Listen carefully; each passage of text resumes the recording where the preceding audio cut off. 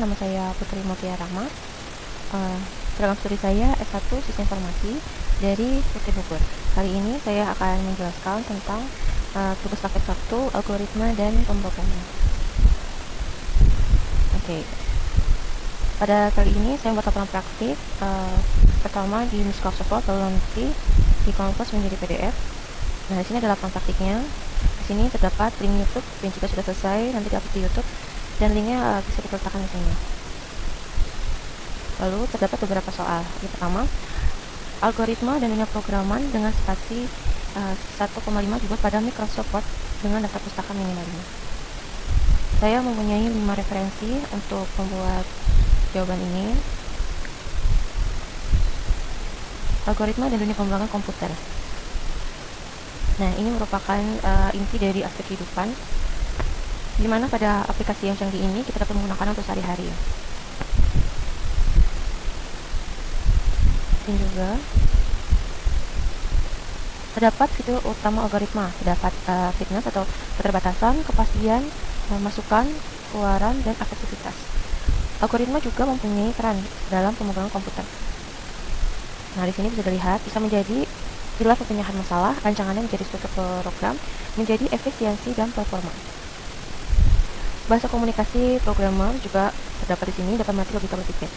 Terdapat juga dasar algoritma, jenis-jenis algoritma dasar, yaitu terdapat algoritma pencarian, algoritma pengurutan, algoritma rekursi, dan algoritma struktur data. Ada juga algoritma greedy, vivid conquer, dan programan dinamis.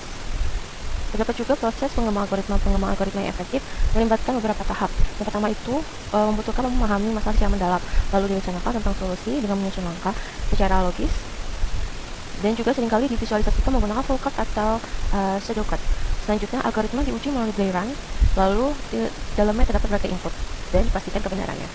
Pada tahap berikutnya dapat mengimplementasinya, yaitu algoritma dapat diterjemah ke dalam kode program, dan juga programnya dapat diuji secara menyeluruh. Nah, apabila terdapat kesalahan bug, dapat diperbaiki serta memastikan kesesuaiannya dengan algoritma yang telah dirancang. Terakhir, dilakukan pemeliharaan untuk memperbaiki risiko masalah di masa depan dan dapat ditingkatkan lagi jika dibutuhkan. Kesimpulannya, algoritma itu merupakan sebuah landasan sangat penting di dunia pemrograman komputer.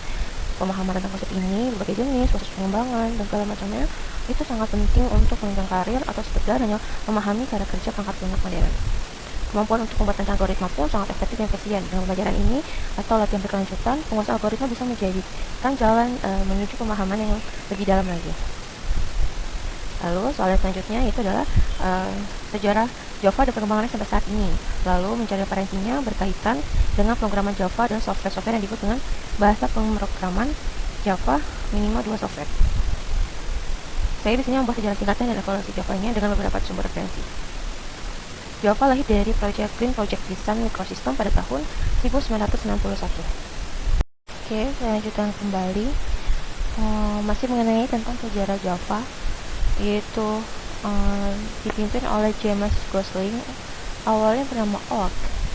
Bahasa ini dirancang untuk perangkat elektronik, namun kemudian fokusnya beralih ke internet dan sedang berkembang. Lalu selanjutnya, pada tahun 1995, Org ini diganti nama menjadi Java dan diperkenalkan dengan slogan "Tulis sekali, jalankan di mana saja, Wora". Dia menunjukkan kemampuannya berjalan lintas platform tanpa kompilasi lunak.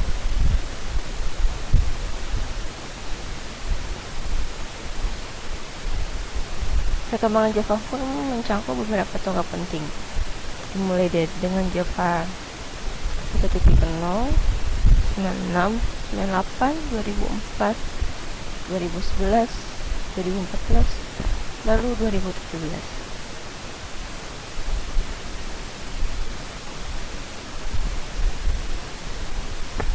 Lalu contoh perangkat lunak berbasis Java. Di sini saya menggunakan IDE. IDE canggih yang populer di kalangan pengembang.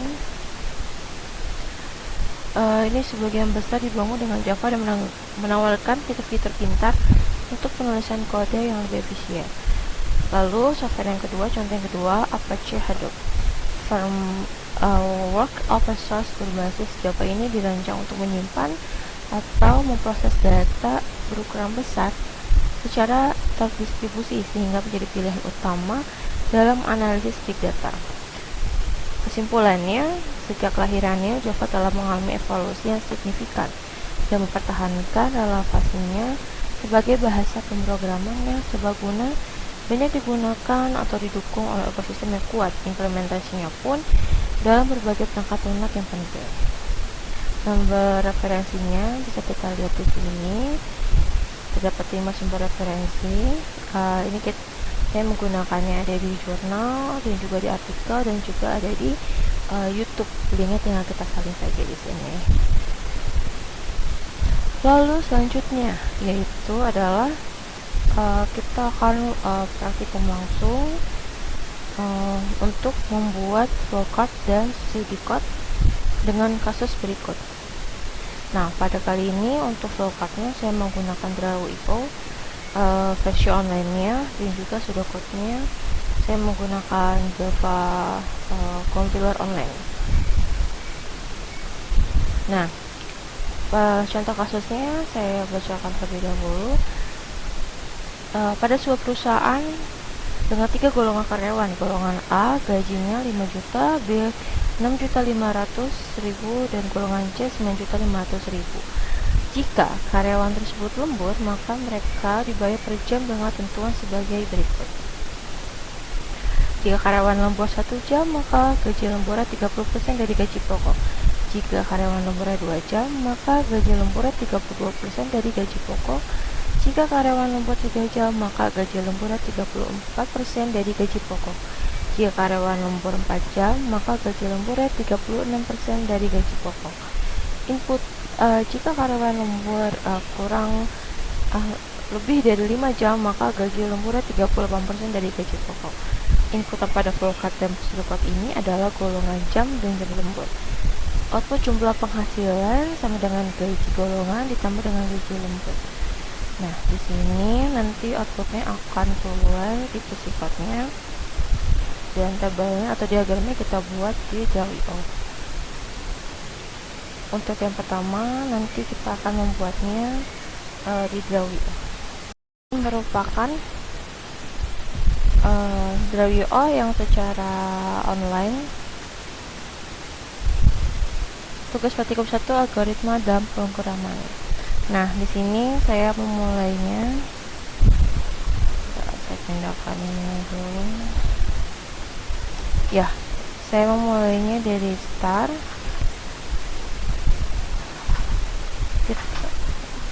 Lalu kita akan memulai dengan prakondisian yang pertama. Kita akan melakukan prakondisian yang pertama mengenai golongan A. Jika golongan A, maka gaji pokoknya adalah 5 juta. Jika golongan B, maka gaji pokoknya adalah 6.500.000. Jika golongan C, maka gaji pokoknya adalah 9.500.000. Ini sesuai dengan kasus yang sudah kita bahas tadi. Lalu dalam prakondisian pertama tentang golongan pun selesai. Yang selanjutnya kita akan masuk ke prakondisian yang kedua mengenai tentang jam lembur. Jika lembur 1 jam, maka gaji lembur sama dengan gaji pokok dikali dengan 30%.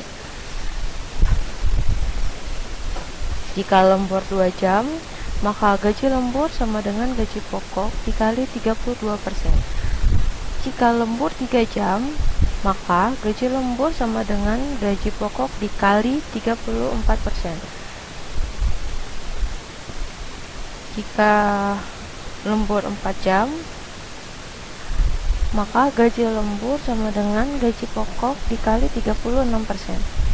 Jika lembur lebih dari 5 jam, maka gaji lembur sama dengan gaji pokok dikali 38%. Lalu untuk prakondisian yang kedua ini kita selesai sampai sini, maka kita akan mendapatkan total penghasilan sama dengan gaji pokok ditambah gaji lembur, dan total penghasilan. Lalu project berakhir dengan ditandai huruf N. Yang selanjutnya adalah